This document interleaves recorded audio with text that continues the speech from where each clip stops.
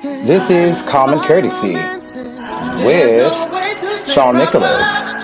She got that gushy. So are you saying like one of those adults could be a doll? Yeah, dog. But that, Come on. So that's Nikki Peru. You sound like you're at least in your 20s. So my advice would be like, go get an apartment and maybe test out some dating sites. Because I don't... Courtney Harbaugh. Okay, well, first of all, was it a suspect or was it his significant other? That's an honest question. Angelique Young. Run the risk of getting a fine, and you run the risk of potentially going to jail for coming here. It doesn't mean you can't stay home and do it. How many? No, that's wrong. And Stephen Galbraith. You like Capricorn? No. Yeah, okay. Well, that was bad. Anyway, so I agree. You're out. yeah. I'm so glad the whole team is here. Yay!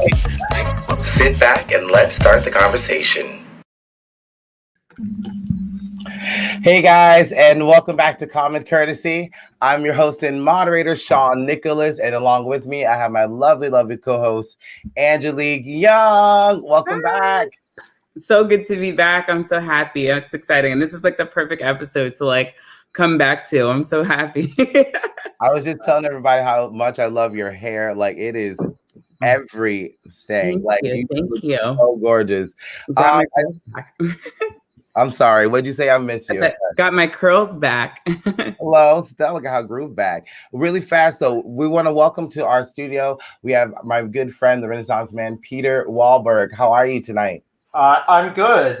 More Renaissance than man, but I got my wine and I'm ready to go.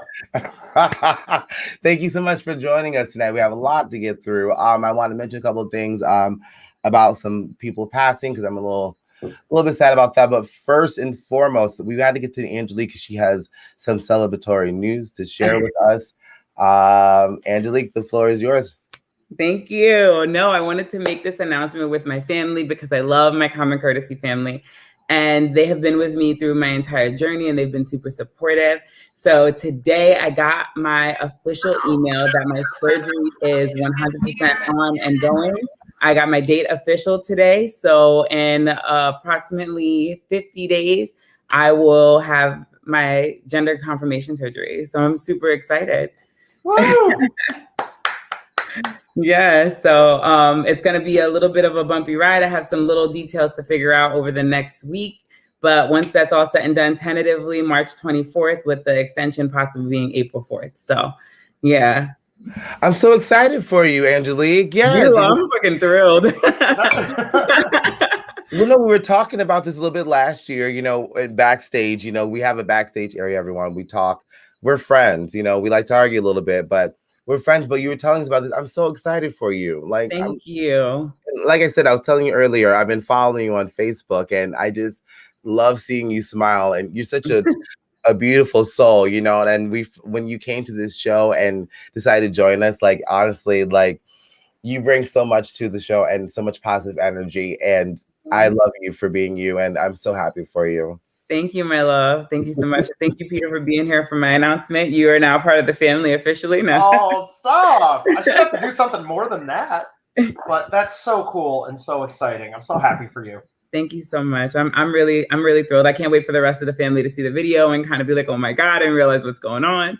But before I didn't even announce it on my Facebook. I haven't announced it on any of my other social media platforms. Exclusive? So you guys are the exclusive. Yeah. I mean, aside from my mom, who I called immediately, I was like, I literally threw up a little bit. I was opening my email to look for a Skype password because I did a talk show this morning, a podcast. And I went to go refresh my Skype thing and I seen the email and I was like, what the heck is this? And so I opened it and it was like, hey, we got your approval back today from the insurance. This is what it's going to cost you. Just let us know if this date works for you. And I was like, holy shit, that's literally next month. That's what? I was like, oh my God. So I'm super pumped. I'm so happy for you because, honestly, I feel like this year it's going to be the year for everybody. I pray for a lot of positive things for people because that's what I want for the world, you know. So let's get into everything because we gotta get into this Super Bowl. We gotta get into this video that you sent me. Roll up my sleeves. You already know. I got my chocolate martini right here in my glass. I don't have a martini glass, so the coffee mug has to do. I have, you know, a little like, you know, plastic little cup. I forgot my little mugs in the car. Peter, a friend, Laura, she says, hello, Peter. How are you? Hey, Laura, what's going on? She's all the way out in California. Bitch, we in there. All right. So first, I just want to talk about the Super Bowl and a little bit about what happened. I don't really watch football, but I'm really happy and excited that the Tampa Bay Bucks won. But I really want to talk about first. I will talk about the celebration that happened in Tampa, and I want to ask you guys how you guys feel about that. But first, I want to ask your reaction to this funny ass ad. This with commercial with Michael B. Jordan. I believe it's an Alexa ad. So what happens is this woman, the new Alexa's coming out, and this woman kind of like imagines as if Michael B. Jordan was her Alexa. And here's a little bit of that. Flawless, isn't it? I mean, I literally couldn't imagine a more beautiful vessel for Alexa to be inside. Alexa, how many tablespoons are in a cup? There are 16 tablespoons in a cup. Babe, food just got here. Why you cooking? Who's that? Alexa, turn on the sprinklers. Honey, I already ran the sprinklers. Alexa, stop. Things are getting way too wet around here. Alexa, dim the lights. Alexa, lights up. Alexa. Add bath oils to my shopping list. Alexa, no. Don't do that. Read my audiobook. I was in his hands. I was being changed. All the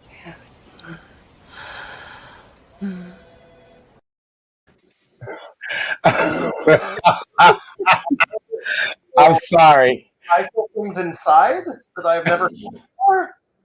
I might need to excuse myself for a minute. I'm sorry. I'm like, I have to take my sweater off. I'm like, well, Peter, what did this ad make you feel? Because I honestly love it. I'm a filmmaker. Just a little like innuendos, especially the last one where she's like, Alexa, add bath oils to my list, to my shopping list, and the husband's like, Alexa, no, don't do that. So, what did this make you feel? Just to have a little bit of fun with this. Well, besides Michael B. Jordan just existing, which is amazing, it was also it's kind of weird too, because they make that joke, but we're basically a step away from the movie Her. Did you ever see that movie? Where yes, oh my god, I didn't even think about that. Yes, Joaquin Phoenix falls in love with his phone, which is like that's basically what they were making fun of. But you start to think about the developments in artificial intelligence. Not to go deep, but I work in tech a little bit, and we're not necessarily a million miles away from a machine actually, not having a body like Michael B. Jordan's or having a body at all, but like being able to react in a very human way like that. And so it's interesting that it's kind of like, I almost wonder if an ad like that is mainstreaming the idea of AI being like our friends, or maybe I'm just fantasizing about falling in love with an AI. It's Valentine's Day, feeling emotionally raw. I don't know. Like it's 2021. We've been in our houses for a long time. Alexa's looking pretty good to us right now. Maybe like that's where we're going. I don't know. Angelique, what did this commercial do for you? I loved it. I actually have ignored Alexa and her whole being up until this actual commercial. So I was over there thinking to myself, like, if Michael B. Jordan was the new case for Alexa, I honestly would pick up one immediately. I pick up that faster than I would an iPhone, honestly. I'm like, totally fine. Mortgage the house and everything. Just be like, let's go. Like, so no, I loved it. The scene where she's like, lights down and he's like, lights up. I can't help but not laugh at that because he's like booking it inside as if something's going to happen. And I'm like, on one hand, I'm thinking to myself, I was like, what do you got to be worried about? It's just the machine, right? But you're right. His wife's gonna run away with Alexa. This is a real. He should be worried. It's Alexa. You could just lock him out the house. I just think it was a genius. It was just a genius idea, especially with Michael B. Jordan being as big as he is right now. It was a genius idea, and he is sexy. Like, let's be real. And just to Peter's comment, yes, I was watching like a little video about a sex robot. We're not going to get into that, but you know, a little video was it? A little. Well, no, it was a Wait, hold on. It was a documentary, and it was explaining as to how that could happen and how they're developing it. So I was just kind of saying, you know, your thought on we're not that far from, you know, an AI being, you know, a sexual thing. So I'm not going to get into this. I'm done. No, there was a double ad though. I don't know if anybody was really paying attention, but the bus she sees him on is an ad for his new movie, and I think that's an Amazon Prime original movie. And so, you know, not only is he the sexiest man alive right now, so this is like a play on his whole career right now. Like, and it was just a hat off to whoever the idea thinker and the producers of this particular commercial was, because it was so smart and so smooth, because now everybody, without even knowing it, has had this commercial play in their home. And not only is it a hit for Alexa, it's a hit for Amazon, and it's a hit for his movie, which is now getting, it's going to get push promotion this week, if I'm not mistaken. So you're going to see like his flyers and his ads and the commercials and stuff for that as well. So now he's already got spice. Everybody's like, who is Michael B. Jordan? Like, who is this black man on my screen? And now everybody's going to know. So if you don't know, now you know, because like he is sexy, bitch. But like, let's get into this, because I saw this on social media. People are getting very upset about the revelry was happening after the Super Bowl. I have a little video of what was going on in the shenanigans. Let's just take a look, and we'll see.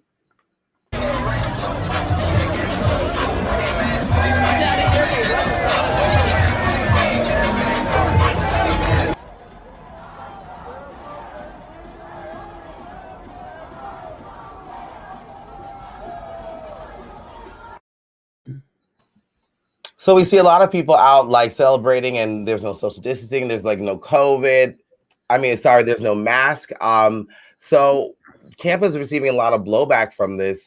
I just kind of want to get a reaction from the panel. I'm going to start with Angelique first.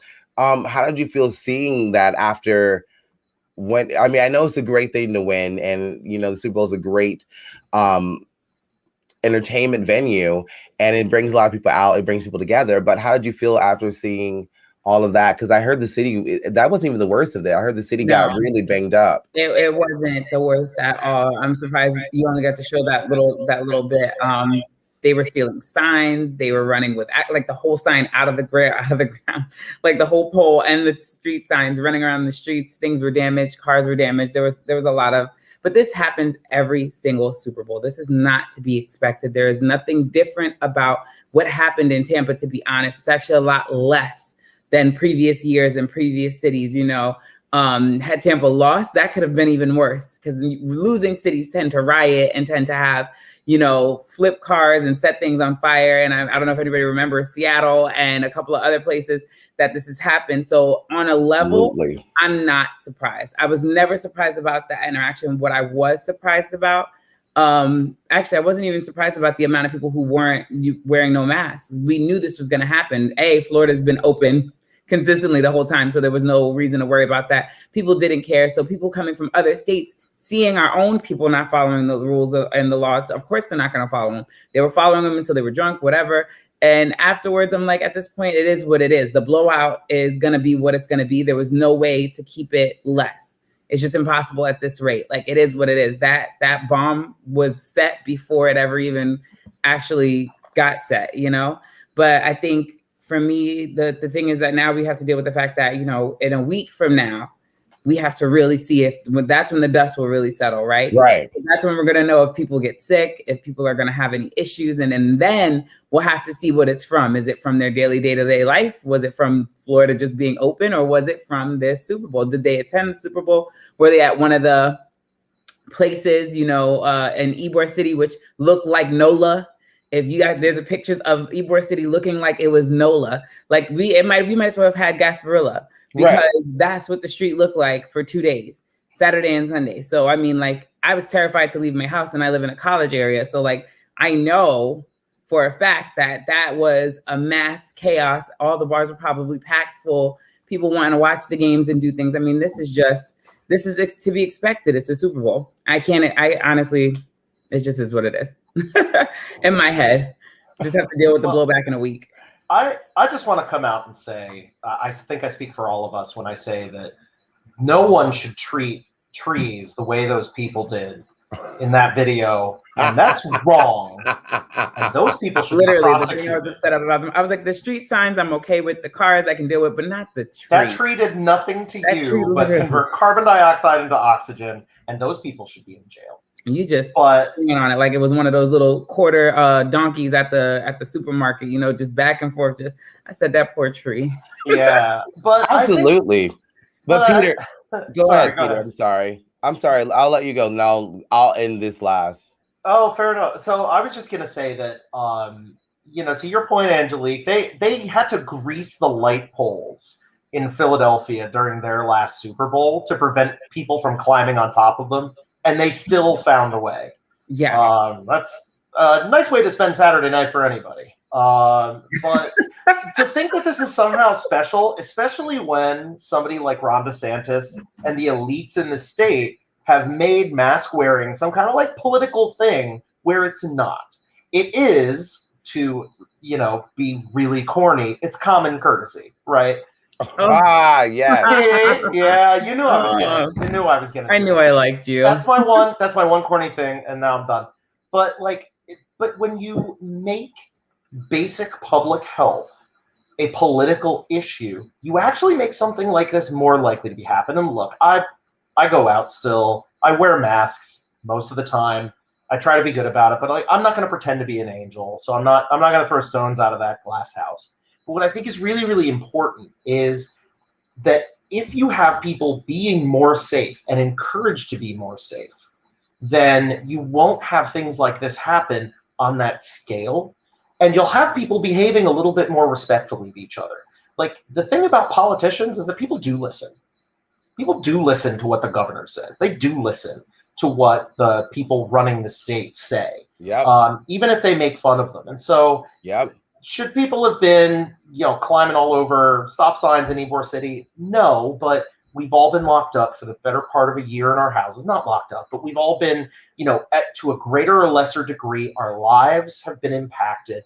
There's going to be some kind of release. The question is, how bad is it? And what do you do to make it a little bit easier? What have you, what incentives have you given people to behave in the right way?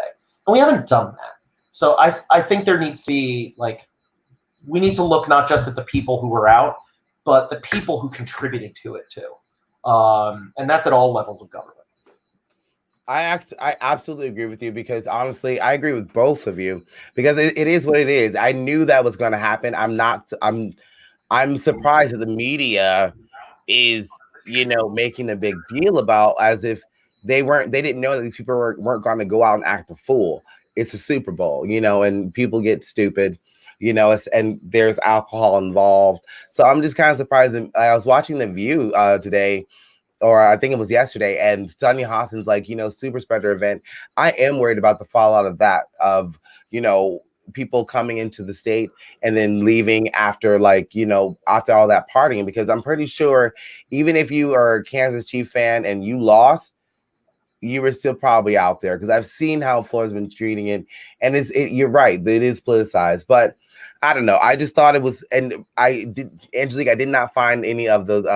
I've tried to find where people were really fucking up the city, but I couldn't find any video online of that. I saw like someone told me they were driving down Tampa, and I can believe it. I saw someone throwing I have no idea, one of those traffic cones into something. I'm like, now they were throwing traffic cones at each other. They were juggling them across. There was 6 or 7 cones going across the way, and they were throwing them to each other and across each other, and it looked like Cirque du Soleil. They were that's very dangerous, and they should not do that. But they were doing it, and then they also were what else did they do that I was just thinking about that was mind-boggling to me? They were doing that. They were climbing the poles, they were stealing the poles, the entire poles and the street signs. And then there was another video of something else they did, and you had said it, and it almost I clicked in my head to say something, but something else happened and my brain farted. There's there's a bunch of different things that they just did crazy things, and they were just being asinine. And this all happened in the area of in downtown Tampa. It was mostly downtown Tampa is where all of this was going on. We're all like, on our river walk and stuff like that. And these places that we just got built and they were just made nice. And, the extra love that went into them, that's where they were at.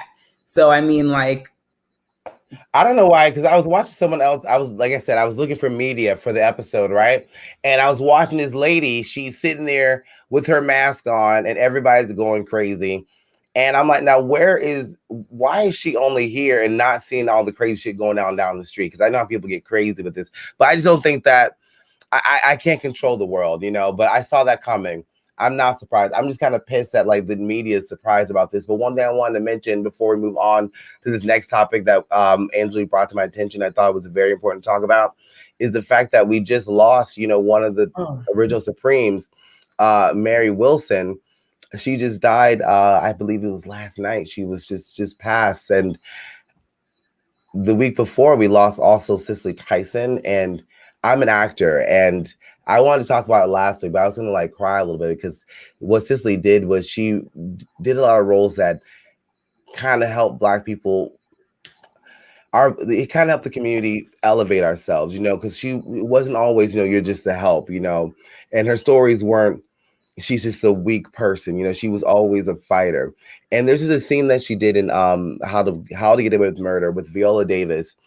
And I found it. I kind of want to share with you too. Here it is. I woke up one day in New York when I was living there, and it was just, everything was kind of not that okay. I don't really talk about that too much, but I was watching this show and I was very enthralled with the murder plot that Viola Davis' character is involved in. And she makes a phone call while drunk, and she calls her mother, and lo and behold, her mother is being played by Cicely Tyson. No count, sorry ass husband, who I said don't marry, couldn't keep his feet in his pants and went and slept with a white woman. Then the fool goes and kills the white woman when he finds out that she has his bun in her nasty oven. And after that, your ex-police boyfriend kills the no-good husband and gets himself arrested. And you now ain't got no husband, ain't got no boyfriend, and you hold up in this bed like the Queen of Sheba. Does that about cover it?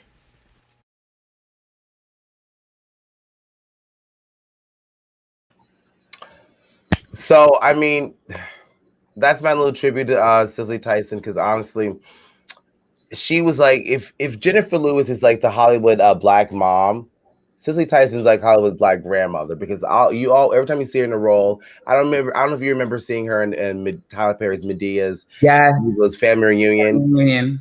And she made that big speech and how, we should really be proud of who we are, and that's a struggle that I deal with a lot, living in America, believing, am I enough, to do this? Am I enough to do this talk show? Am I enough to even be a bartender? And just her speech she makes in that is very important to my soul. And she's a very important person in my life. And I'm going to truly miss her and her work. But let's move on. Does anyone else want to say anything before we move on? Just real quick, back to the riots and things. I remember what I saw in one of the videos. They showed the Tampa fans forcing the other fan to take his jersey off and throw it away.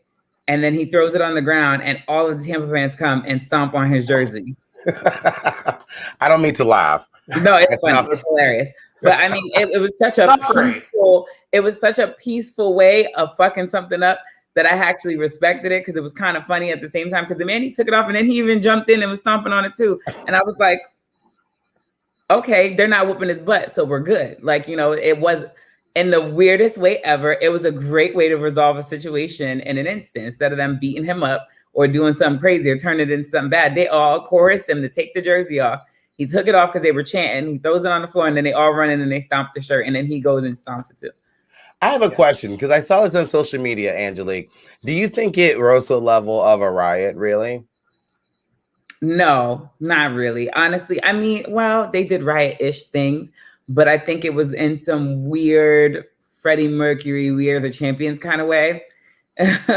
It was acceptable because they were cheering and they were happy. Nobody was screaming and angry. So, it wasn't like barbaric and like crazy. So I think people were like, okay. It's like if a bunch of minions overran the town, you'd be mad, but they're kind of cute. So you're like, okay, we'll just clean it up in the morning. That's the equivalent in my head of how I was when I seen it. I was mad about the tree, but everything else, I was like, well, I mean, it's a Super Bowl. This happens in every Super Bowl city.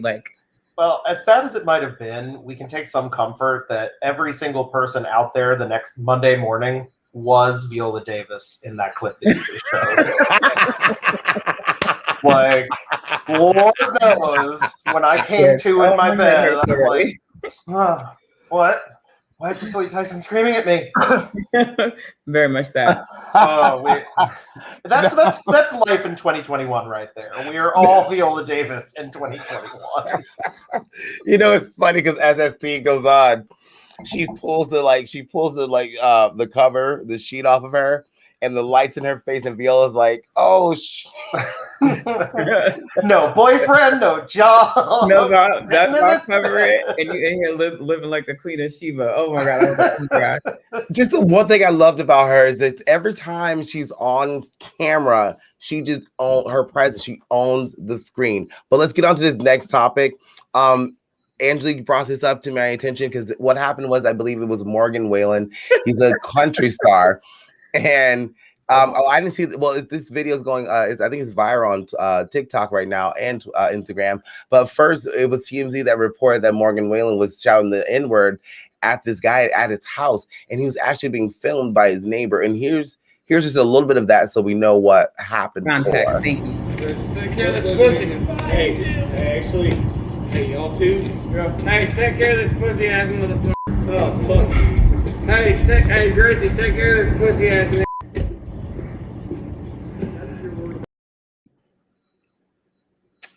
So after that, he was pulled from a lot of the. I can't remember which country music award show it was. I think it was just that one. He was up for a couple of awards for his albums. He was pulled from everything. Yeah, they pulled him from everything because he got busted. Exactly. So he was pulled from that. Not because he did it, because he got busted. Let's clear that real quick. Exactly. And so after that, every time someone uses the N-word, there's always someone trying to make a comparison as if something like is not as bad as like, oh, this person says this. It's like this otherism, like this, let's equate it to something else. And I feel the Karen tsunami coming right now. This is the future Karen. So this girl made this little video on TikTok, and this is what she had to say. And she got she got a little clapback really, really quick. Let's just watch this. Can't even make it. Was 30 years, not a day lower. Nigga, what? I told them crackers holla at me when they sober. Y'all really get on this app and choose stupidity every single day, trying to compare two words, which one of them you didn't even spell out all the way because you knew better. That word was used against my ancestors when they were beat, raped, murdered, and eaten. Then it was used against their children when they were lynched for dates. Then it was used against their children when they were chased by dogs, sprayed by water hose, and segregated against. Then it was used against their children when they were beaten and murdered by the people whom have been entrusted to protect and serve them and pipeline through prisons. But you really want to compare that to a fucking onomatopoeia? The word cracker was used to describe the person who cracked the whip on the backs of my ancestors. And y'all think that's fucking comparable? Quit the bullshit. And during Black History Month, don't even talk for the rest of this month. Y'all have nothing but the audacity on this app. Do not speak until March. Okay? And when you do, bring that same audacity in person, because y'all play a fucking role on the internet. So wait, let's get a little backstory on why this girl thinks that the word cracker actually comes even close to the N-word. I just want to let Angelique take this because we were talking about this earlier. I mean, she's clearly a fan of Morgan, and we love our fans. I'm not mad at anybody for being a fan. I just need people to understand the words that they're saying and the definitions and where they come from. Knowing the origin of a word can really change the meaning and how you use it. And I think for her, she was looking at it and saying, you know, how is it that y'all can cancel this person, but there are rappers out there calling white people cracker every day, as if that has some kind of meaning or innuendo that they are less than. Cracker doesn't mean the same thing. I mean, let's talk about the N-word real quick and understand that it meant someone who is illiterate and or incapable of learning, reading, and writing. So that is what they called. And that's why there was savage, basically. And let's just really break it down. There's a reason why it wasn't just the N word. It's you're a Black Negro and or Nigger. The ER is so very, very important. And like anything else in the world, it gets watered down, the meaning gets changed. There was a point in time where Black people took the word back and made it their own. And when that happened, it became a term of endearment in some weird psychotic way. I don't know why people did it. I really don't agree with it. It's not something I want to walk in the door and greet somebody with, but people do it, as a way to take back the power from the word, to reinvest it into something that makes people happy rather than sad or feel less than. I wish the dictionary would acknowledge that, but that's a whole nother story too. Yes. But anyway, so we're going to the word cracker. Cracker was the same thing. Like she said in the video, it was used to determine, somebody who cracked the whips. The reason why once again, you have to acknowledge white versus Black cracker, because there was a time period when Black people were whipped by other Black people, as a save for their own life. So it did happen. So when you call somebody a cracker, you're talking about somebody who's an oppressor, somebody who is a beater or a whipper or an abuser in a sense. That word has been trickled down to the point where generation after generation, it has been changed. It has been, watered down to mean, a comparison to where people are calling them that. And somewhere along the lines, people got the lines mixed up, and now it's something thought of like a saltine cracker. So you think you call a white person a cracker and you're calling them some saltless or salty treat, but that's not really what it is. So the offense that the person had in that video, she honestly probably did not understand what she was fighting for. And she stood in front of that with half her chest because she did it online. Because if you're going to do it, you should go out and you should say it. But even in that girl who points out, she didn't say both words. You don't even compare. You don't hold them on the same level, but you can't even say them on the same level yourself. If you can't verbally say it, you shouldn't even bring it up to the table. I'm totally okay with somebody bringing something to the table if you have a good reason and you've got a good leg to stand on. But like they say, what is it? Say that shit with your chest. Say it with your whole chest. Really put it out there and really do what you got to do. And that's what I took from it. And I really appreciated the young girl for stepping in and giving the education class, even though she was a little mad. Well, she just straight up spoke facts, because there isn't really a comparison. And honestly, I've never, because you're right, because you can't, I say the N-word. We all say the N-word, but we can say cracker. And honestly, I'm not even gonna say what you just said, because it's the truth. Peter, I'll go last. Peter, how do you feel about these two words? And do you think, let me just ask your opinion, because I'm not even gonna. Yeah, depending on who you had on the show, this could take a hard left turn real fast. I apologize for dipping out for a second. My computer was about to die. That was not out of any disagreement with what you were saying, Angelique. And in fact, I totally agree with you. What I don't get is what the fucking problem is with white people and this word. There seems to be an entire cottage industry of people who make a living, or at least a substantial part of a living, justifying why it's not that bad when white people say it. Why? What do you get out of it? What's the importance? What does it add to your life to be able to use something that is not just a hateful racial slur, but is the symbol of the legacy of oppression in America? The worst parts of us are encapsulated by white people using this word. And yeah, it's not a great word in general, but especially when white people say it. And yet, there always has to be this moment of moral equivalency. Well, but black people say it, but rappers say it. What does it fucking matter? What does it matter to you? Shut up! Like, that's what I want to say to that little girl. Shut up! You don't know what you're doing. She doesn't know who she doesn't know what she's talking about. And the internet makes everybody punks. And so she just gets to go on TikTok and mouth off, because that's apparently the only way we can communicate to each other now. Like, take a history class, shut the fuck up, and just stop it. Just stop. It's not necessary. All of the intellectual bullshit that these people come up with aside, it's not necessary. It's an evil word. And it is symbolic of the great crime that is the foundation of American history in a very real and palpable way for millions of people. I don't get what's hard about that to understand. Not a thing. Not a thing, because honestly, one thing I just kind of want to mention, I don't know if you guys saw this in the Super Bowl, NFL was talking about Now they're putting money towards ending, police brutality, whatever, whatnot, into the Black community. And I'm like, I think they put like, I think it was $240 million, something like that. They were spending. I saw a little commercial. I'm thinking, why don't they just put that in reparations on some real shit? We got to talk about that because that is a very important conversation to be had. People want to have it. But my thing with this whole thing, when I saw this, I just see the ignorance in America. I remember, I think it was John Oliver going around asking people if they knew who Eric Snowden was, and no one had no idea.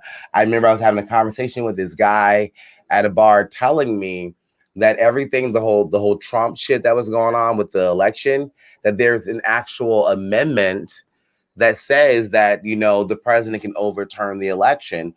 And by golly, I did go and I'm like, I had to fact check him. I'm like, this is not, I know what I'm talking about. And we were talking earlier about education in this country, that this girl doesn't really know what she's absolutely talking about. Because when people try to say, oh, the N-word is, they try to say, oh, I was called a white cracker, and try to say, is this almost the same thing? It really isn't, because there's so much shit that happened to not only my family, but a lot of families in this country, and people don't want to talk about it. America likes to pretend like we are this perfect country, but it's not true. We are built on slavery. And I think once we get the, what's the word I'm looking for? The comfortability to talk about that and accept that, because we're talking about accountability in this country a lot and what that means to a lot of people. Accountability, what does that mean? For me in the history class is to take the accountability that all this shit happened in the past. All of it. No matter if you don't want to talk about it or not, it still happened. And also, not only did it happen, it still permeates till now. I mean, this girl's trying to tell me, those two things are the same. But then I remember I saw a picture of them hanging Black folk up in a tree and everyone's just standing around watching.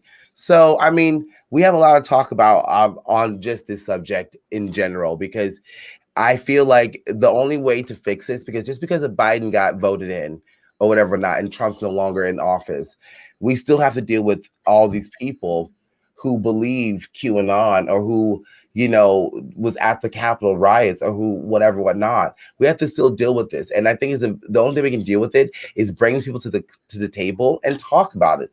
Have a very unfiltered conversation. Because to me, there is no comparison. There is none. Like, I remember the first time a white person called me the N-word, I was fucking pissed. And rightly so. I mean, he knows what he's doing.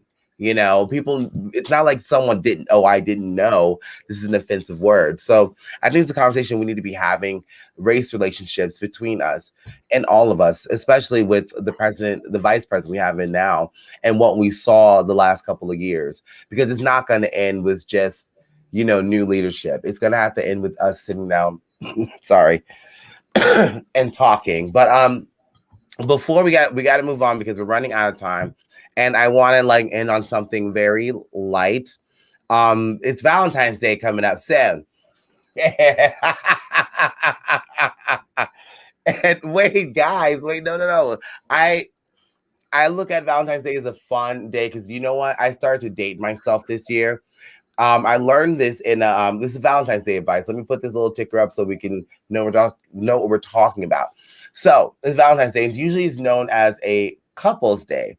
But if you're a single person, I want to get us together and let's give some people advice. Like, what would you do? Well, we're all single, so we can all answer this. But if someone asked you, they're like, how can I make Valentine's Day a positive experience, even though I'm single? What would you say to them? I'll start with Peter first, and then Angelique, and then I'll answer last. Peter. Well, don't use racial slurs on TikTok. Or I think that's a great place to start. Just, if you're looking to find that special someone. No, I think that there's I hate Valentine's Day. I'm sort of really? I'm genitally single. I know, you're shocked, right? But I think that there is an opportunity for us to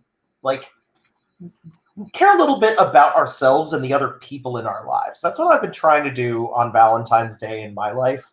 the past couple of years is like, instead of making it some holiday where I walk around like Michael Cera in Arrested Development with the Charlie Brown music playing, like, do something nice for your family. Take somebody you care about out to dinner. Like, make it a celebration of the other types of love in your life. Yes, of the love you have for your friends and the love you have for your family. Of community, right? Of community and brotherhood and solidarity. I think that's a really important thing to put out there for Valentine's Day. Yes, like there you go. I honestly, like I said, like Valentine's Day, I love Valentine's Day a little bit. I used to hate it because I used to work, being a bartender, and you see all the couples come out and argue. But I'm living life for me, and I'm trying to change my outlook on things. But Angelique, what would you say to someone asking you for singles advice on Valentine's Day? Fuck love, buy yourself diamonds. No, no. I've been single. I've never had a Valentine in my whole life. I'll be quite honest. It's just never happened. So this is not a holiday that I look forward to as far as like relationships. I've always loved the idea of just being with good friends and spending time with someone that I'm comfortable with. And that, or, someone that I have fun with. So usually it's either the family derivative, we go see a movie, or I go with like a friend and we have like a cute little, night in with like pizza, ice cream, or like as I got to my adulthood, rom-coms and alcohol, and you look at other people in love and you support them and you cheer them on and you say, go you, and that's that. And I mean, if I get lucky and I get laid, great. If not, then it's whatever. But either way, I'm happy, And then it's just another day to me. So I mean, don't be depressed about it. Don't be sad about it. If you're sad, scratch your ass and get glad. Like, do something that makes you happy. Exactly. I'm gonna read this. I have some triggers, some positive triggers I learned from The Secret, the law of attraction. I'll share, but I wanted to read Jess Gorman's comment. She says, date myself all the time. I take myself out to dinner, do shit I like to do. Can't stand the holiday, but I try to get with friends and just make sure everyone I care about has a good time. And I agree with that. And I just want to say hello to Bill Cody, because he's a DJ. I know, I love him. Hi, Bill. Here's what I'll say to that. What she's saying is something I do. I date myself all the time. I've been single for a very long time, and with reason, because there's a lot of crazy folk out there that just wear masks that seem like they're not crazy, but a couple months down the road, they turn to like Freddy Krueger and they're haunting in your dreams, and you gotta escape them. Freddy Krueger. Hello, or Michael Myers, him too. But there's some crazy people out there. But what my advice to someone is, I'm not a cook, but I've been going online and looking at like YouTube videos and learning how to make a meal. And there's one meal I love to make. It's like a little salmon meal, whatever not. Learn to make that meal and actually cook it and have a little date night, like just as Angelique's saying, but have fun with it. Or make a plan to like go online and learn a new recipe. Like if you never made like bundt cake, go online and look at what you need. I know it's kind of hard to spend a lot of money right now, but like I'm pretty sure we can find something cheaply at a little dollar store and like watch a little video on Facebook or YouTube and learn something for yourself. Or even better yet, I love choreography. There's this new app on Facebook that you can just like kind of just watch this dude doing a video and learn some moves for yourself and make yourself look good. Because one thing I learned about dating is that people only want to date you they only want to date you when you're busy or when you're just happy. When you're happy and you're feeling good with yourself, that's what is attractive to people. And I don't want people to get like down because they're like single on, Valentine's Day, because the Valentine's Day is not the biggest, holiday in the world. I think every day with someone, learning how to mesh your lives together is more important than the one day. But if it's a Valentine's Day, I would like, learn a little recipe, put a little apron on and have some fun at home and pour a glass of wine. That's how I would do that. That's how I would do it. And maybe go out, but we have COVID-19 out there right now. And, don't wear a mask. You said something about not trusting people these days. And I say, Muhammad Ali has a really great quote about, I don't trust anybody who's nice to me and rude to a waiter. Based on the way that they treat people, that's how they really think. That's somebody showing you their real face, right? Right. And on that note, I think to myself, in these kinds of situations, if you're single, enjoy being single and do the very Britney Spears thing and experience the touch of your own hand. Give yourself the lovins, practice safe sex that way. Give yourself a good rub out and just go on about your business. There ain't nothing wrong with it. It's healthy. It promotes good, happy hormones. And it actually is good for you. It feels good. And, if you have a really fun time, you'll just have a really great shower after and go to bed and you'll be good. That's my suggestion to everybody. Please yourself. Don't worry about anybody else. Like Oscar Wilde said, to love yourself is the beginning of a lifelong romance. Yes, amen to that. See, I knew I could have this conversation with you guys because that's the one thing that I always tell people. Because you always get someone drunk at the bar and they're like, I don't know why I'm single. And I'm like, it's like what RuPaul says. How are you got to love yourself. How the hell are you going to love someone else if you don't love yourself, And you got to find those things that make you feel positive. Like, I love doing karaoke, and I found once this whole vaccine get out there, the garage is pretty good to go, or there's a place on the beach called Old Maddie's. Those are so much fun to do. Just take yourself out and just love on yourself. But we ran out of time. There's a couple more comments that I will just read really fast. I have no idea what he's talking about. Is Bill Love Cody. Oscar. Oscar was the quote we said, and Morrissey is he's talking about Jim Morrissey, right? Oh, I don't know. Actually, I don't know. We'll figure it out later. I got to skedaddle, guys.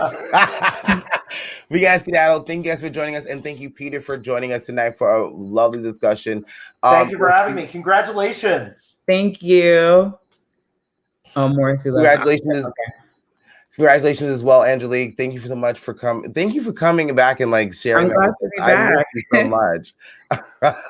But we have a lot of stuff coming up this month. I'm working out some things and schedules, and hope next week I'll be on Power Infinity's Infinity podcast. Infinity on Sunday. Yeah. Yes. That's gonna be good. It'll be really fun. I'm really excited because I've been watching her show, and she loves talking about things that I like talking about. But anyways, I gotta go. We'll see you guys next week. Bye, guys.